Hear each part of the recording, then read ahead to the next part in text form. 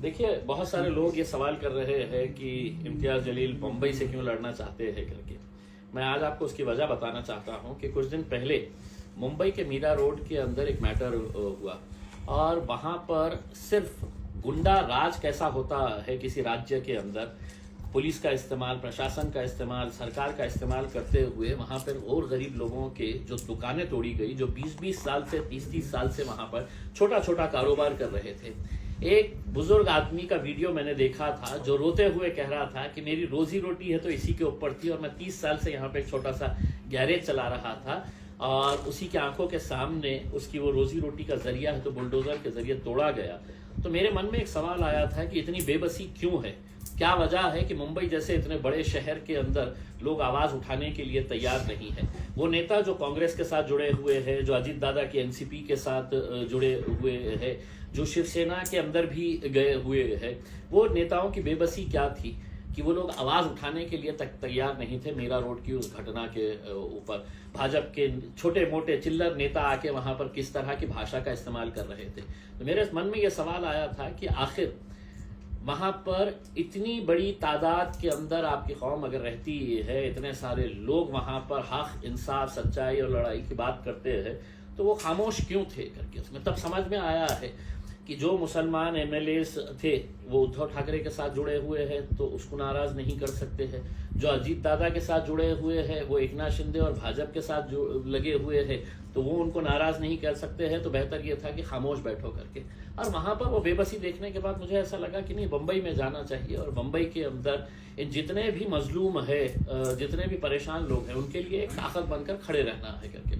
इसका मतलब ये नहीं है कि मैंने फैसला लिया है, मैंने असद साहब को ये प्रस्ताव दिया हूँ कि साहब क्यों नहीं हम वहाँ पे अपनी किस्मत आजमा सकते हैं उसमें। क्योंकि जब हम औरंगाबाद में खड़े हुए थे तो औरंगाबाद में भी 2019 के अंदर कई सारे दिग्गज लोग थे।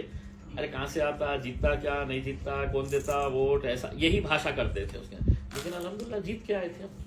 आगे भी अगर हमारे किस्मत में रहेगा तो बिल्कुल वहां से भी किस्मत आजमाई जा सकती है।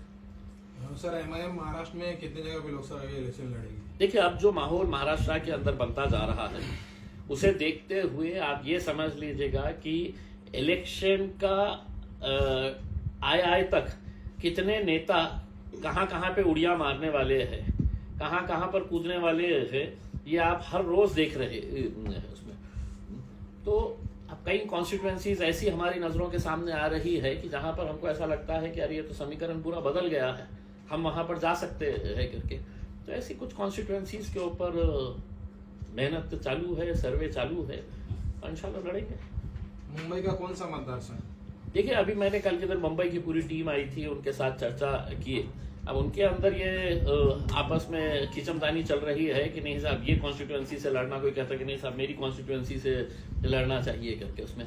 तो एक लोगों के अंदर एक इंटरेस्ट है, उनको भी मालूम है कि अगर वहां पर कोई मजलूमों की जो परेशान हाल है, जिनके ऊपर बुलडोजर चलाया जा रहा है, उनके लिए अगर कोई आवाज उठा सकता है तो वो सिर्फ एमआईएम उठा सकती है।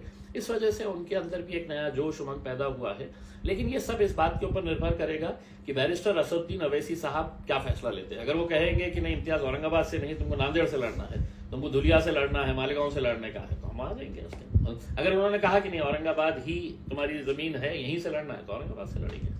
बीजेपी के डर से 35 साल से सेक्युलर नेता पार्टी छोड़ के जा रहे हैं, क्या कहेंगे आप इसके? देखिए, ये एक फैक्ट है कि बीजेपी अपने आप को पार्टी विद अ डिफरेंस कहती थी, लेकिन बीजेपी के जैसी घटिया राजनीति मेरे हिसाब से हिंदुस्तान में पिछले 75 सालों के अंदर किसी ने नहीं किया है कि साम दाम दंड हर चीज का इस्तेमाल करके हमको सत्ता में कैसा आने का है दोबारा, ये सब हथकंडे इसके लिए अपनाए जा रहे हैं। और जितने लीडर्स उनके साथ ज्वाइन हुए हैं, जितने लीडर्स, वो पूरे के पूरे कहीं ना कहीं भ्रष्टाचार के अंदर लिप्त है।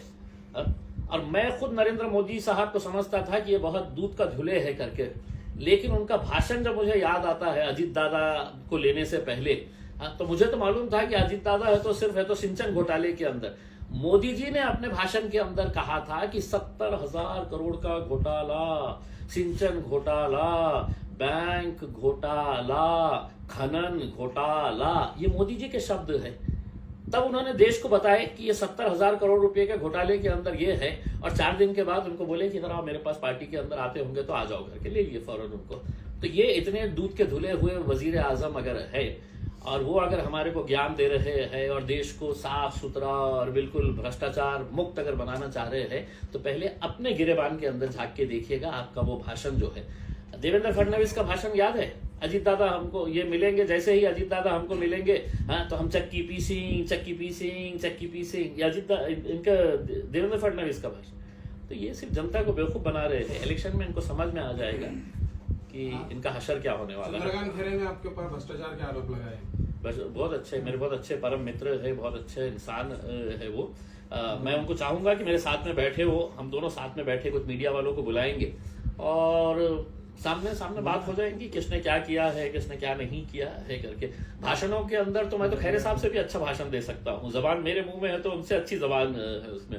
लेकिन ये है कि अगर सच्चाई के ऊपर बात करने का है तो खैरे साहब, जगह आपकी, समय आपका, दिन आपका, बैठे एक दिन आ जाए, साथ में बैठे, उसके अंदर एक साइड में आप बैठ जाए और दूसरे साइड में वो केंद्र के जो मंत्री है जिन्होंने कहा कि इम्तियाज जलील ने क्या किया है करके।